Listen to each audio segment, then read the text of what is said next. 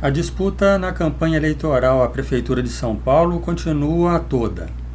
A cada punhado de dias é divulgada uma nova pesquisa eleitoral.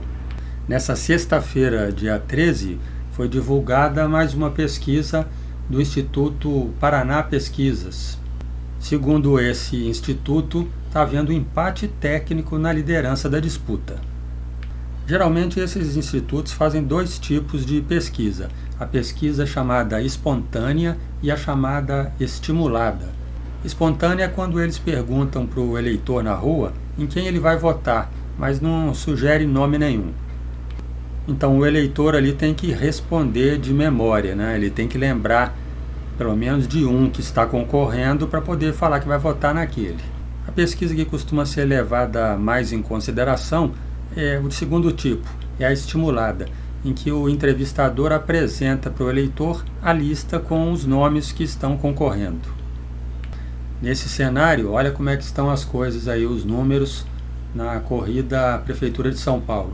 Ricardo Nunes aparece em primeiro lugar com 25,1%, Guilherme Boulos logo atrás, 24,7%, né, muito próximo mesmo.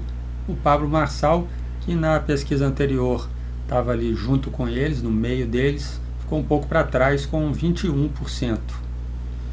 Tabata Amaral quase chegando a 8% e Datena passando de 7%.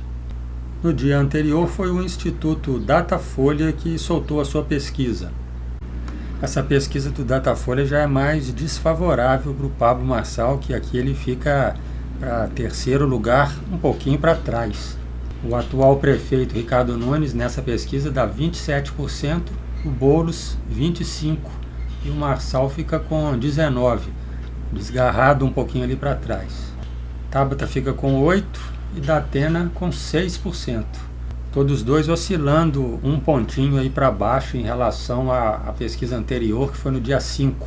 Os especialistas dizem que o que tem pesado ultimamente é o horário na televisão e no rádio, o horário político. Isso porque o Pablo Marçal até então tinha se aproveitado do fenômeno das redes sociais, território no qual ele nada de braçada.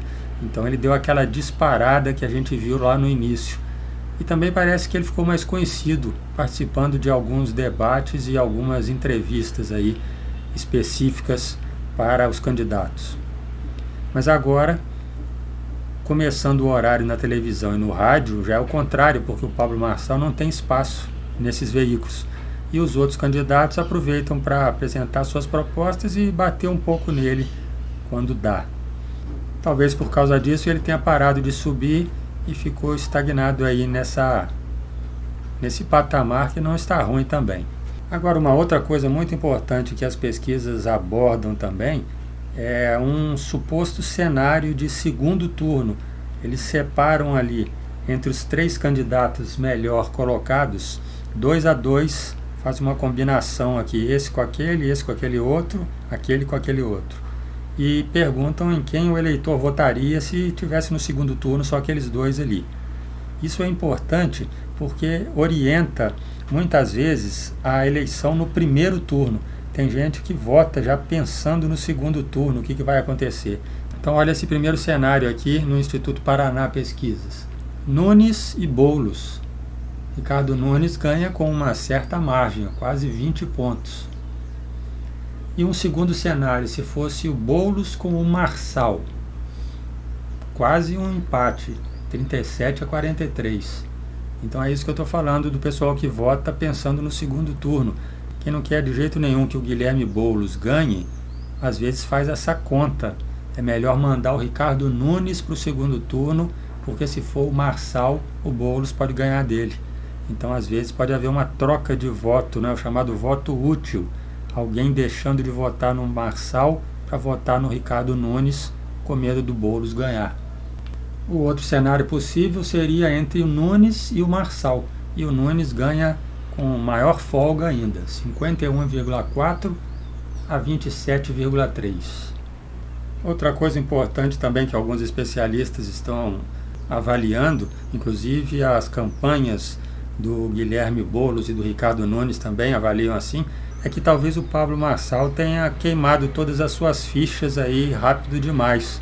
E agora ele chegou numa espécie de teto, num limite para o seu crescimento. Ou seja, aquele público que poderia mudar de opinião e ficar do lado dele, já fez isso. E agora ele não consegue crescer mais.